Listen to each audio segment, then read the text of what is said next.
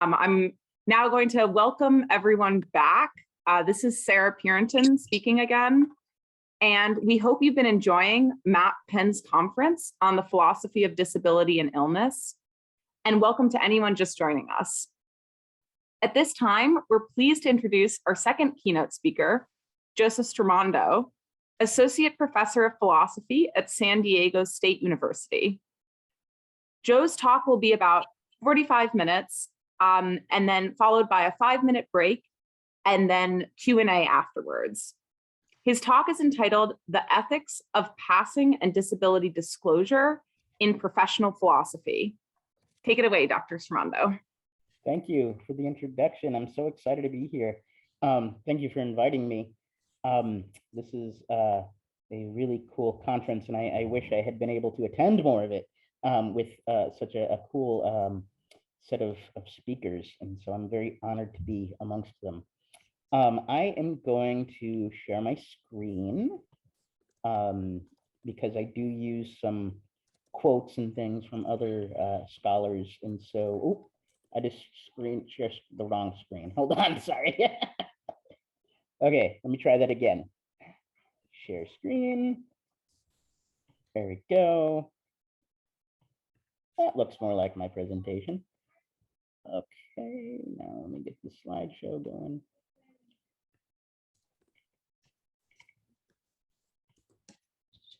Okay, can everybody see the slides? Okay.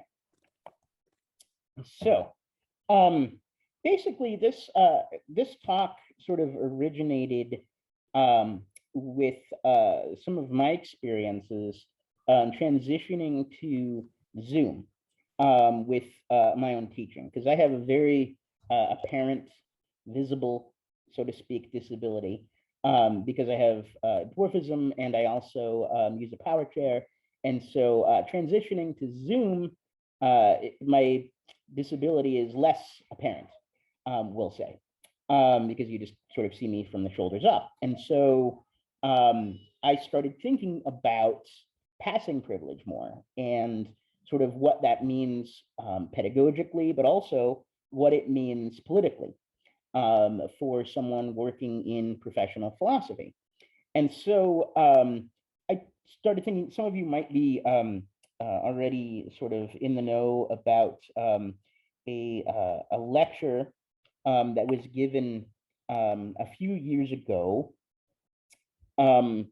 where at an APA, where the speaker focused on it was Peter Railton at Michigan, and he spoke about his identity as disabled, namely, he talked about his experiences with depression and how he thought it was important to talk about those in a professional setting. And so in a way, he was disclosing that disability identity. And so I started sort of with that as my starting point for thinking through questions of when or if someone actually has a moral duty or responsibility to disclose their disabled status within professional philosophy. Because again, Railton was sort of using sort of a normative statement and saying that folks should be talking about their depression and other sort of non-apparent disabilities within sort of the space of the philosophical profession.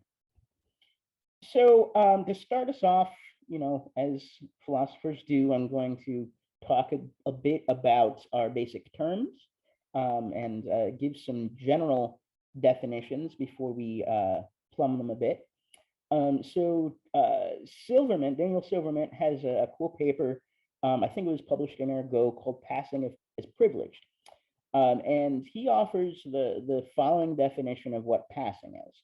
And he says, attempts by members of oppressed, stigmatized, or discriminated against groups to improve their lives by being misidentified as members of an advantaged group. And so his paper wasn't about disability per se, but was just sort of about the general phenomena of passing with a focus on the power dynamics and the ways in which passing can be advantageous to someone, and disclosure can be disadvantageous to someone. So I started looking a little bit about disability passing in specific in the disability studies literature, because unsurprisingly, there wasn't much in philosophy proper on this idea. And one of the papers that I looked at was by Corbett O'Toole, who is a disability scholar activist.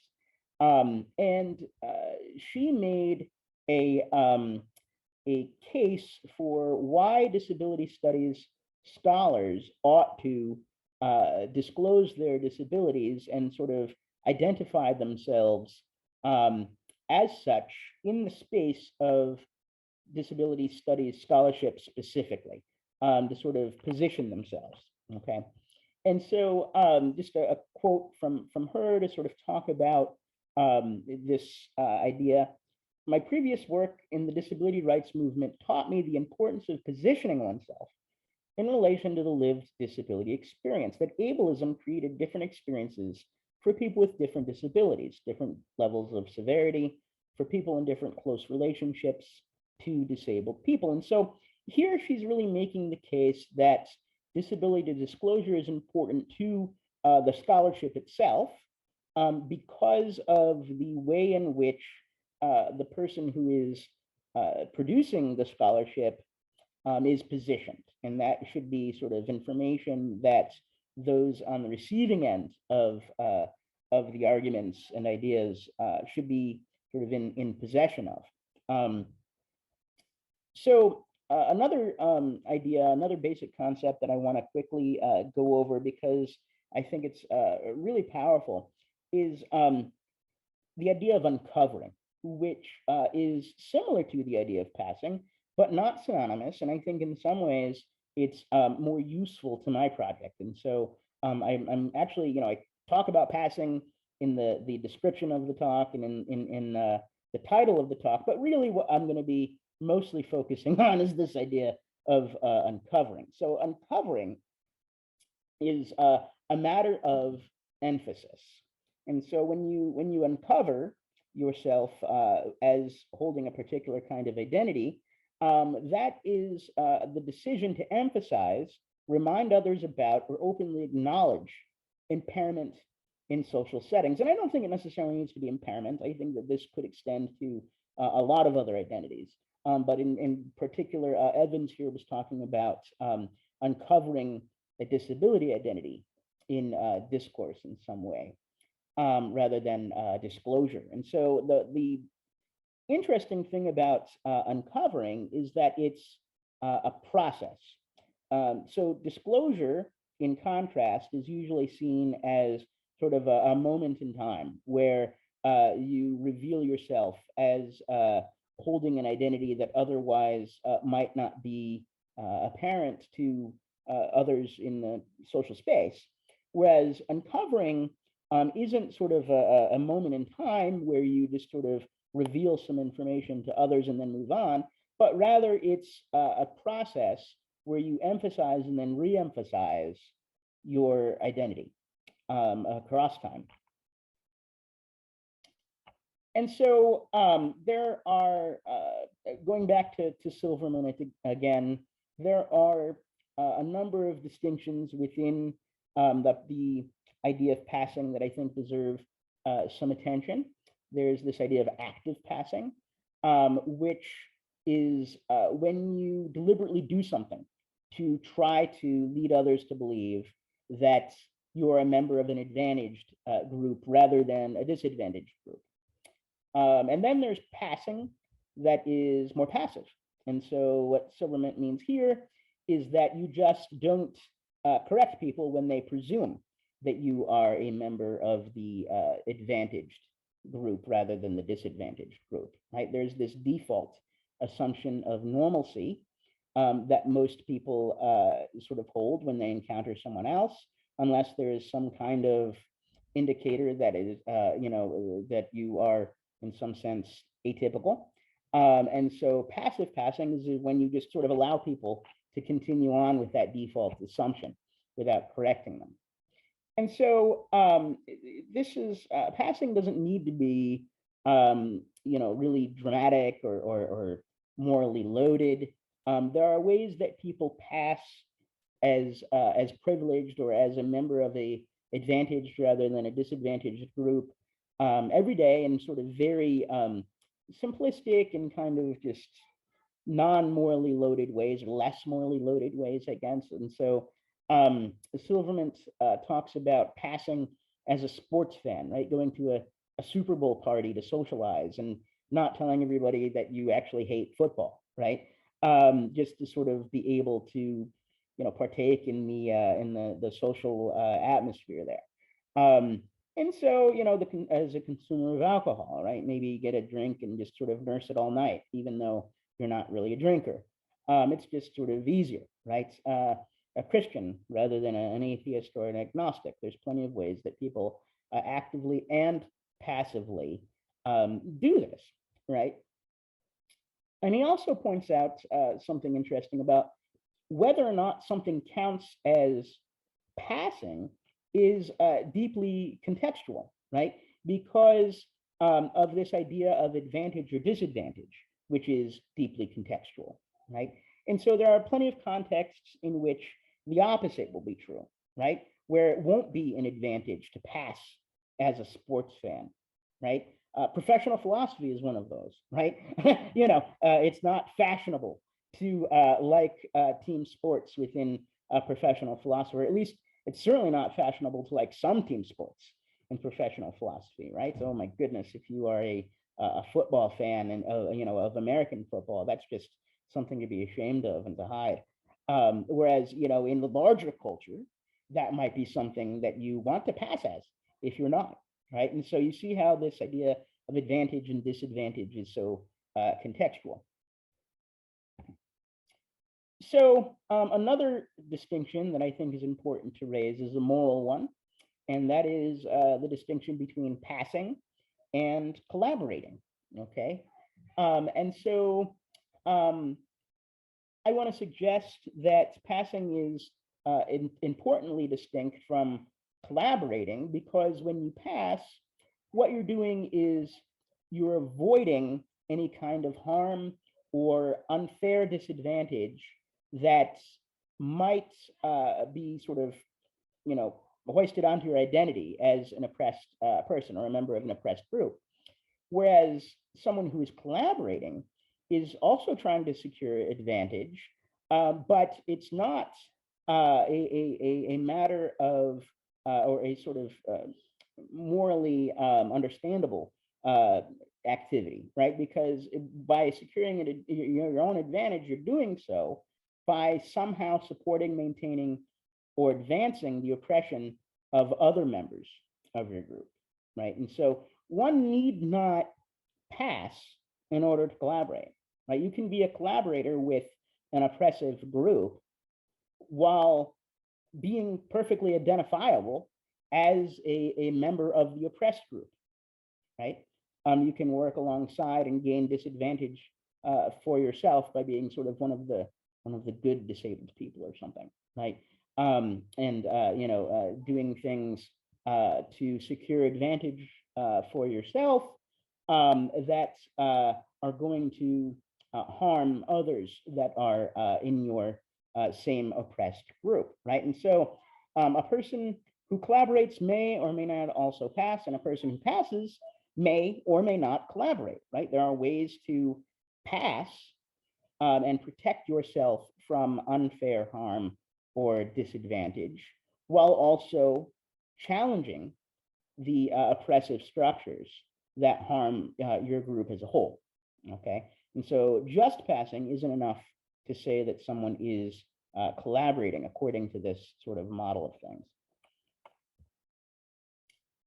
And so here we have, once we've worked through some of these definitions, here we have an idea where a disabled person is now faced with this idea of when and why would I pass or disclose? And or, more preferably, when or why would I pass or uncover? Okay.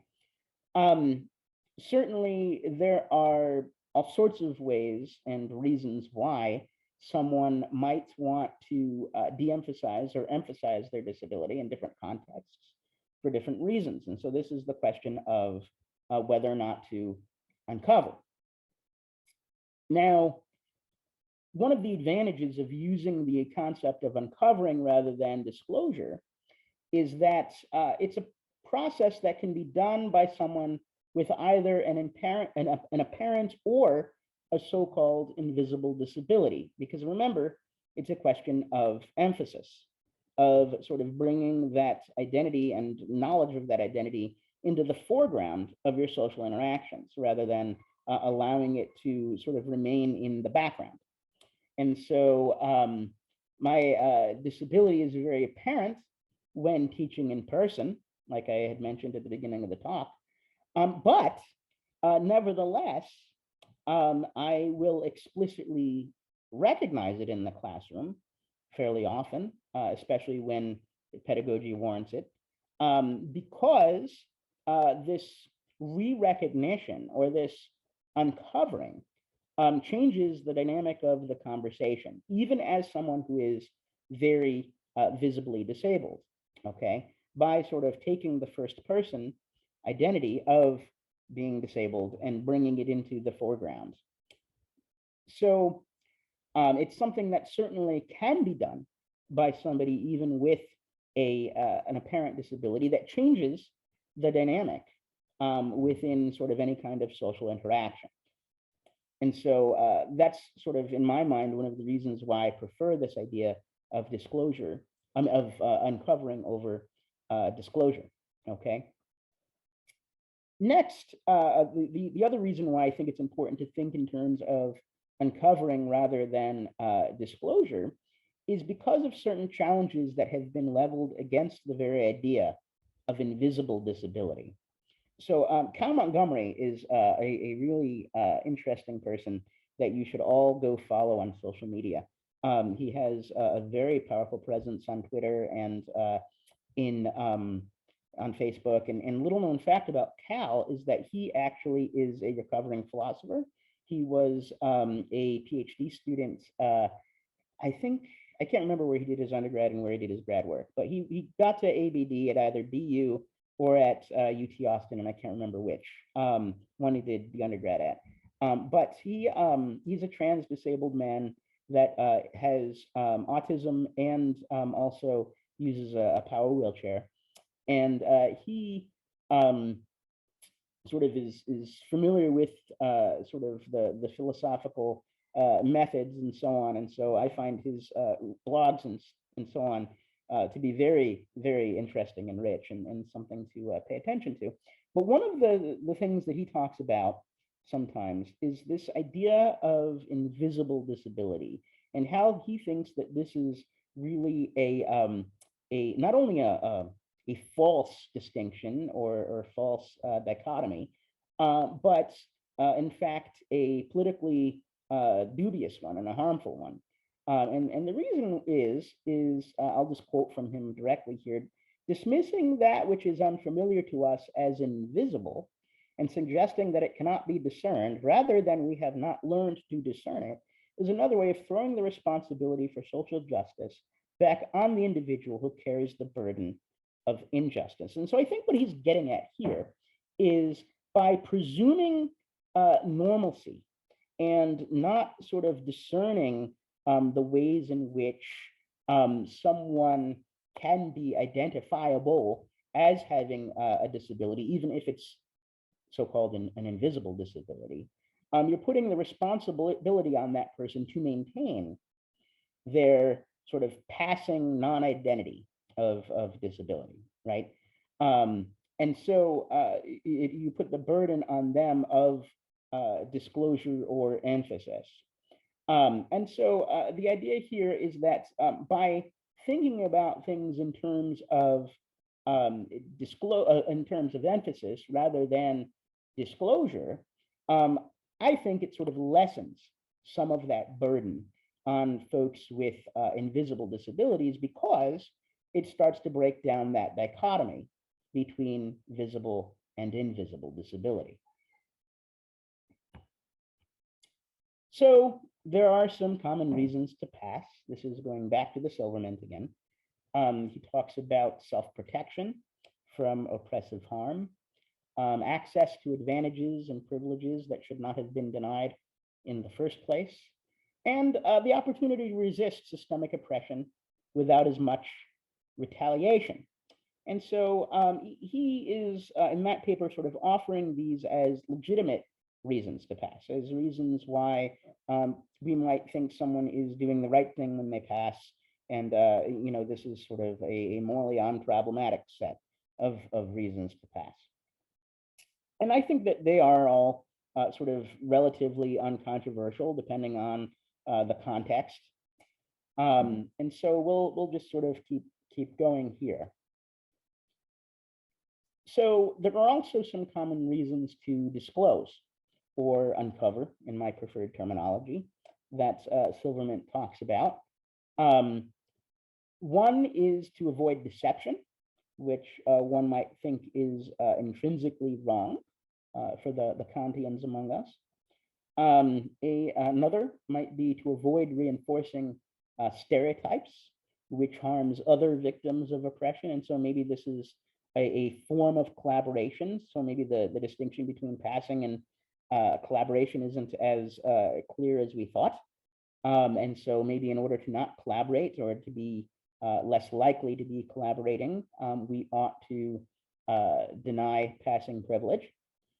To fulfill a duty to join in struggle against oppression, there might be some cases in which you can't sort of fully cash out your duty to struggle against oppression if you stay passing and don't reveal yourself as holding some kind of disadvantageous identity. Then there's this idea of authenticity, which Silverman splits off from just questions of deception in general, as warranting its sort of its own analysis as, the good of living an authentic life, and the bad of living an inauthentic life, which might be precluded by passing. And then finally, another reason to disclose or uncover is the resources that you gain from community and solidarity. In other words, there is this notion that when you experience oppression, you might have an easier go of it if you have others like you that you can be in community with, both individually and as a political force in the struggle. So what I want to suggest here is another reason why we might want to disclose or uncover, specifically disclose or uncover disability in the context of higher education or more specifically professional philosophy. And so I'm sort of suggesting that this is a new reason, although you could, I think, understand it in terms of some of these others, right? You could understand it as sort of a hybrid of something along the lines of avoiding the reinforcement of stereotypes or fulfilling the duty to join in the struggle against oppression. So my suggestion here isn't sort of completely conceptually distinct from these other ones. And so I don't want to pretend that it is sort of outside of this taxonomy. But nevertheless, I think it is worth sort of looking at as its own thing in its own right. So what I want to argue is that disclosure and uncovering can by itself challenge oppression, okay? So rather than it being sort of a step toward being more effective in challenging oppression, or allowing the person who has uncovered maybe more moral authority or something, or more solidarity with sort of others in the group, or something that is more, I don't know, instrumental as a reason for uncovering. I want to suggest that the very act of uncovering does challenge repression. And the way it does this is by promoting the agency of members of an oppressed group that you are a part of by contributing to a transformation of that group's identity. Okay, and so let's unpack this. This is really the meat of the talk that we'll get into now. Sort of glancing over at the time.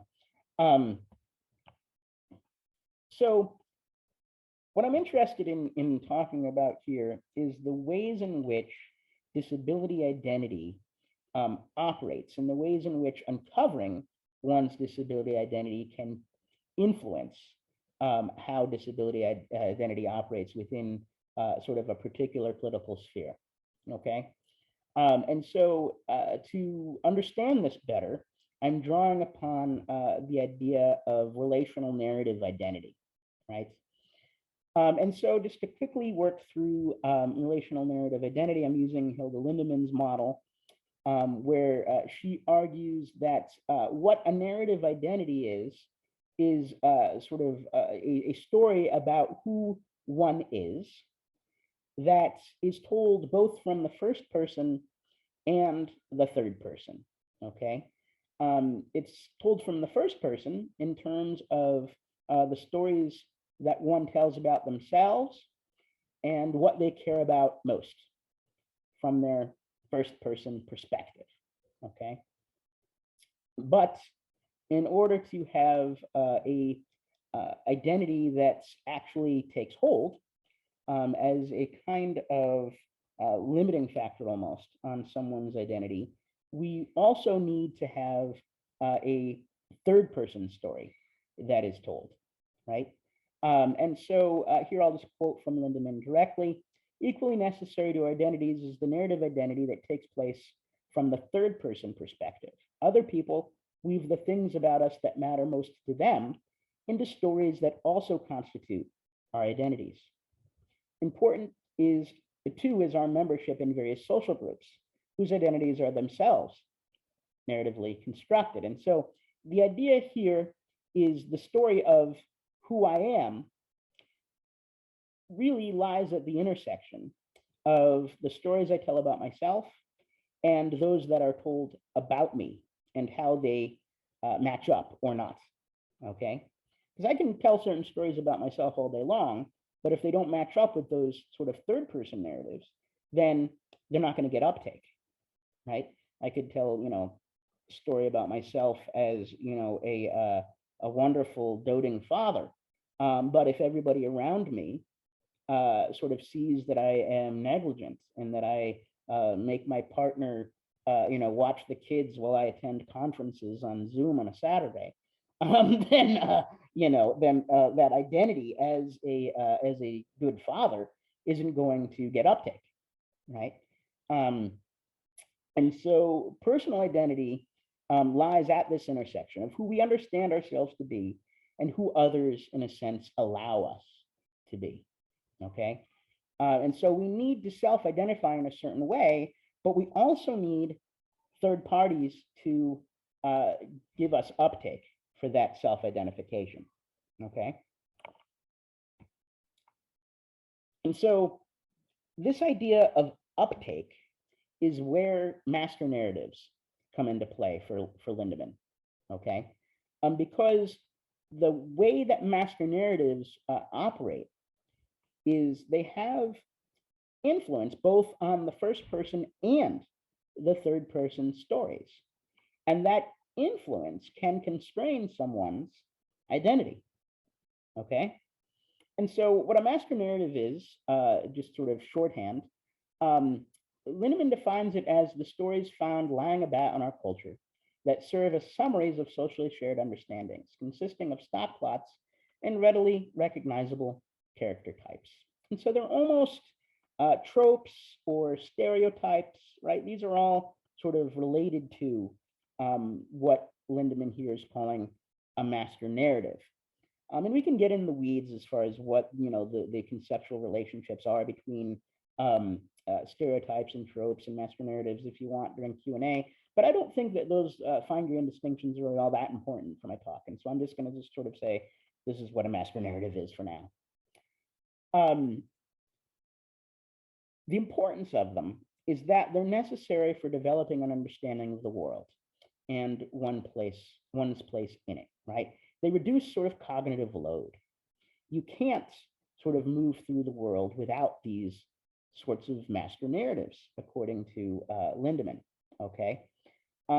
Basically, they help us make inferences about who we are and who others are and what we can expect from them, okay? So then, in a sense, they give you sort of the raw materials that you need in order to understand who someone is and what we can expect for how they will behave when we interact with them within sort of the social milieu, okay? But they also give us the raw materials for us to tell our own stories and sort of make those stories intelligible to others because you tell them in terms of these kinds of master narratives, right? So when I say that I'm a father, or that I'm a collegiate sports fan, or that I'm a philosopher, or that I'm a disabled person, these sort of single phrases are appeals to certain kinds of master narratives that are intelligible to you. You sort of start thinking about what those kinds of identities are according to the master narratives that our culture makes available to you, okay? And so I'm constructing myself from those shared social meanings of identities that are sort of determined by these master narratives. Now, while they're necessary, they can also be super problematic. They can be, in Lindemann's terms, damaging, okay? And so the reason why that they're damaging, they might be damaging for a lot of reasons, but the reason why Lindemann identifies them as damaging is that there is a kind of relationship between one's identity and one's agency. In other words, who you are is in some sense deterministic of what you can do, okay? The actions that you can take in the world, okay?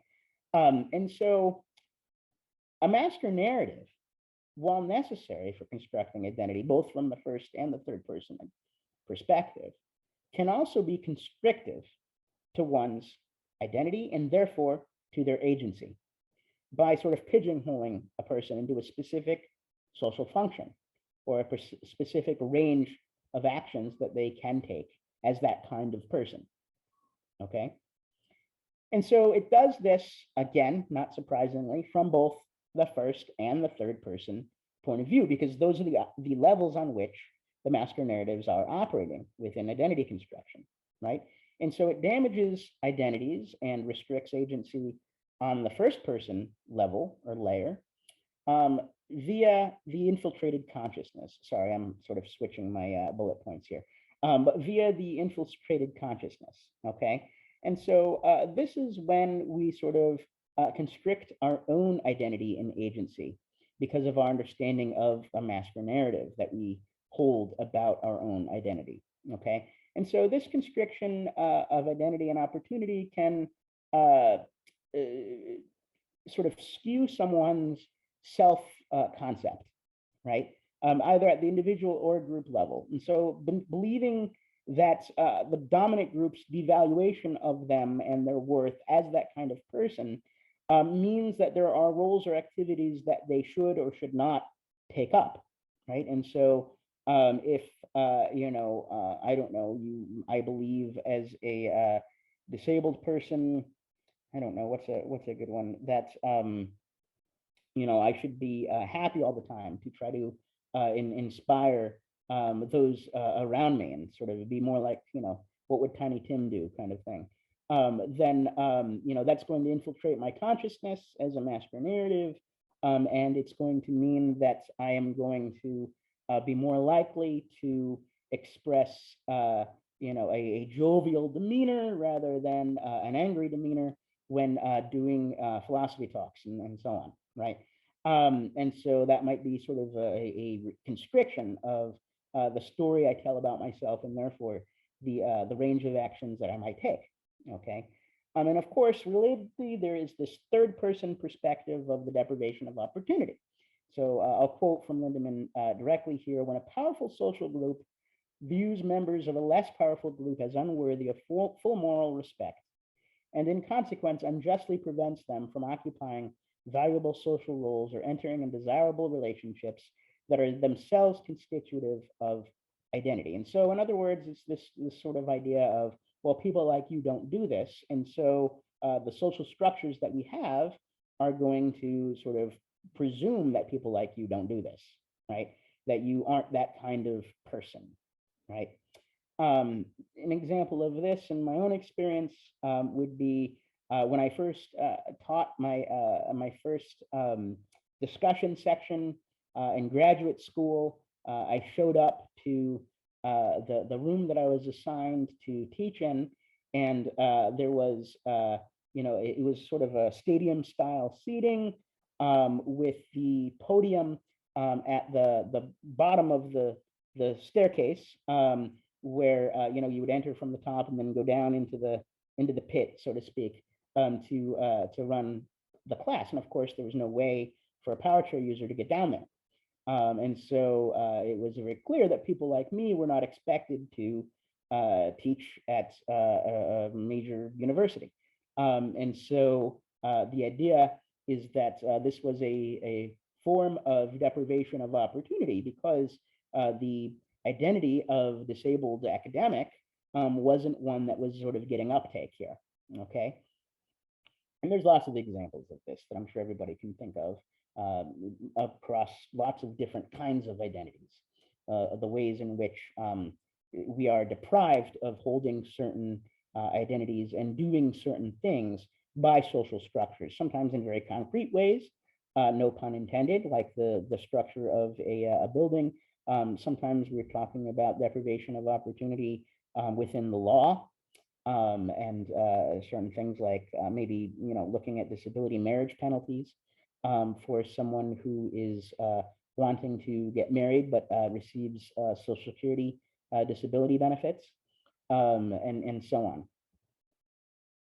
Okay. Okay. So luckily, Lindemann offers us a way to sort of try to resist some of these damaging master narratives. And the tool that she offers in the toolbox is that of the counter story. And so she suggests that we can perform sort of actions of narrative repair via counter story. Okay. And so I'll just quote from her again here. Counter stories are a means, this is, describing counter stories. A means must be found for countering the faulty depiction of members of the oppressed social group, so that the member's status as competent moral agents can be affirmed. Counter stories which root out the master narratives in the tissue of stories that constitute an oppressive identity and replace them with stories that depict the person as morally worthy supply the necessary means of resistance. So in other words, for Lindemann, if we can construct a counter story that has influence on a group's identity, it can open up the space needed to hold that sort of more subversive identity for the members of that group, and therefore open up the space for them to exercise their agency in ways that they want to exercise it. Okay, and so some of the work of resistance for Lindemann is rhetorical, right, or narrative. Okay, and so what we're basically looking for here is wide scale uptake of a kind of counter story, and I would suggest that this kind of wide scale uptake of a counter story can actually address structural ableism, like the kind that I was just referring to, as far as a disabled person trying to move through higher education. Okay, and it does this by giving the marginalized minority and the dominant group both the narrative tools and perhaps the epistemic or imaginative tools for changing the structures that preclude the agency of that marginalized minority, right? or for reimagining structures that do not deprive people of opportunity or infiltrate our consciousness in various ways. Okay. So I want to suggest that counter stories and the ways stories are told and the ways stories are operate within sort of the sort of narrative ethics of and narrative politics of higher education are pretty broad and would include lots of different kinds of activities. Okay. And one of those activities I want to suggest is the act of uncovering, or the act of disclosure, alternatively, of one's own disability. Okay. And so if a faculty member discloses or uncovers their disability in a classroom setting, I want to argue that is one critical way of advancing a counterstory that directly confronts these deprivations of opportunity and these infiltrations of consciousness that are attached to the master narrative of the scholar, academic, teacher as a non-disabled person that closes off opportunities from folks that don't fit that master narrative, right? And so Lindemann gives us some resources here again. She says that one form of counterstory, she offers sort of a taxonomy of counterstories.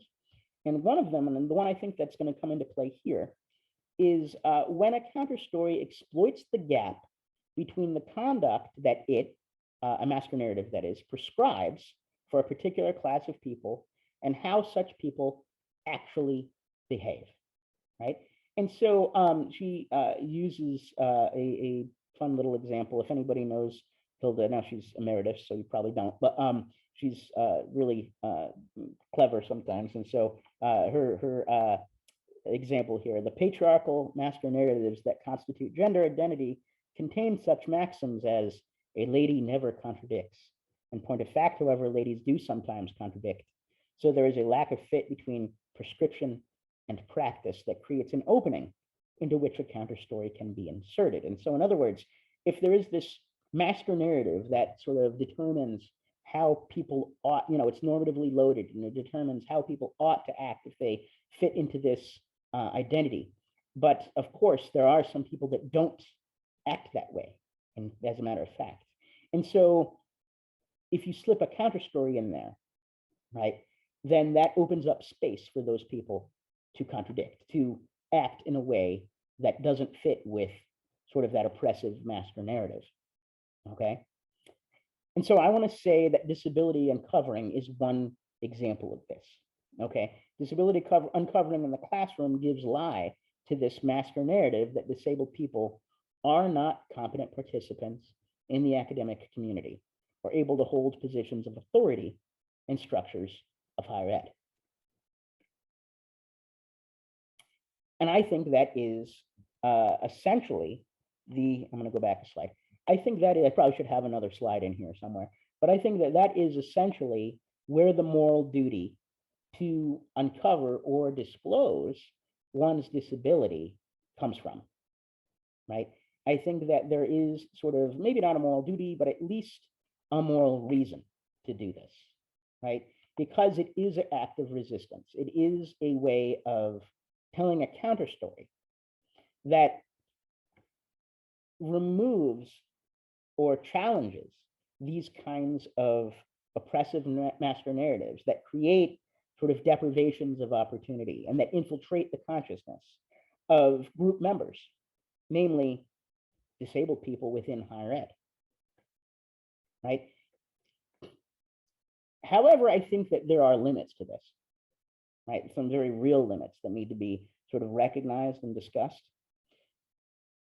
The moral responsibility to help tell this counter story by uncovering yourself is not evenly distributed, I want to argue. It's not evenly distributed across various social locations. And by social locations, what I mean is across various locations of social power within the academy. Because power is not evenly distributed across the various social locations within the academy, right? There are some amounts of power that are attached to certain social locations and not others, right? We all know about the hierarchy within higher ed. You have undergrads, you have grad students, you have, the adjunct, you have the tenure track, you have tenured professors, and so on and so on and so on. And so what I want to argue is that while there is some kind of moral reason or perhaps even moral duty to uncover disability in professional life for a philosopher, that duty is directly proportional to how much power they do or do not have within that structure. And so this gets back to Peter Relton, right? Giving a keynote Dewey lecture at the APA and uncovering his identity as someone who has struggled with depression, right? The argument here is that perhaps he had more of a duty to tell this counter story, right? And to recognize that identity so that grad students and others would realize that, people with depression are here in the profession, right? And that isn't an identity that should preclude you from participating in the profession, right? And so maybe there was a duty for Peter Relton to do that, but there might not be a duty for those with less power to do that, right? And so it's directly proportional to how much power they do or do not have within this hierarchy, within this structure, because of the protection from the harms of stigma that these various social locations offer, right? If you are a super famous, full professor at Michigan, that's giving an endowed lecture at the APA, you are much more protected from the harms of disclosure or uncovering than someone who might have more reason to pass, that might have more reason to either actively or passively pass in order to not experience the disadvantages of identification with the group of disabled people, okay? And that's my talk. So hopefully I didn't talk too much. We'll have some time for discussion after break, I guess. Yes, yeah. This is Sarah again. So yes, thank you so much, Joe. We're going to now take a 5-minute break and then we'll come back for some Q&A. Cool, thank you. Yeah.